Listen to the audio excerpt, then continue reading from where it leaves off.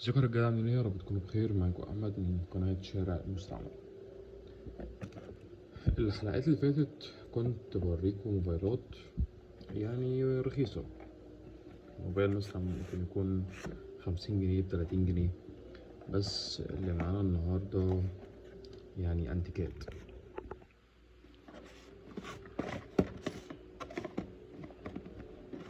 معانا تليفون من إنتاج اتصالات، من إنتاج شركة اتصالات. زي ما انتم شايفين تليفون بحالته، تليفون زيرو، تليفون ما اتفتحش.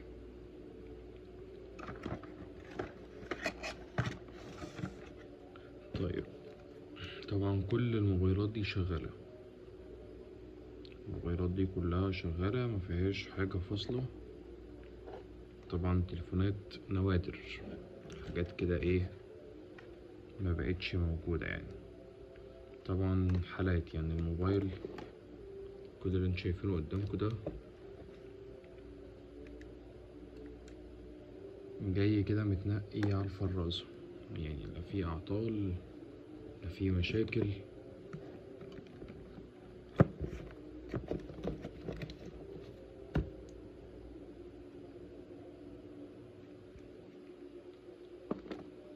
طبعا في الحاجات دي كل حاجة ليها سعرها، عشان محدش يقولي الأسعار ايه وانت متقولش أسعار.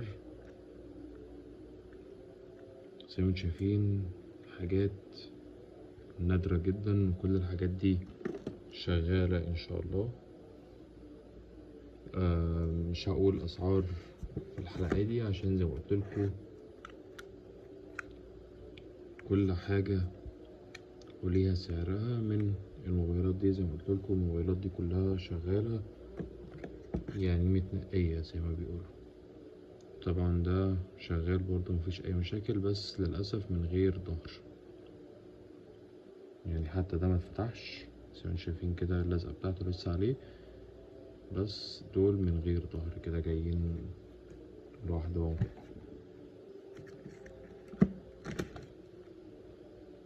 باندا دي دمعة،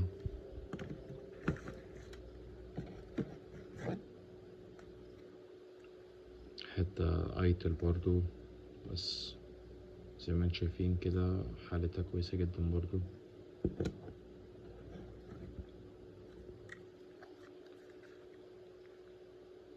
زي ما انتم شايفين الحالات يعني ما شاء الله.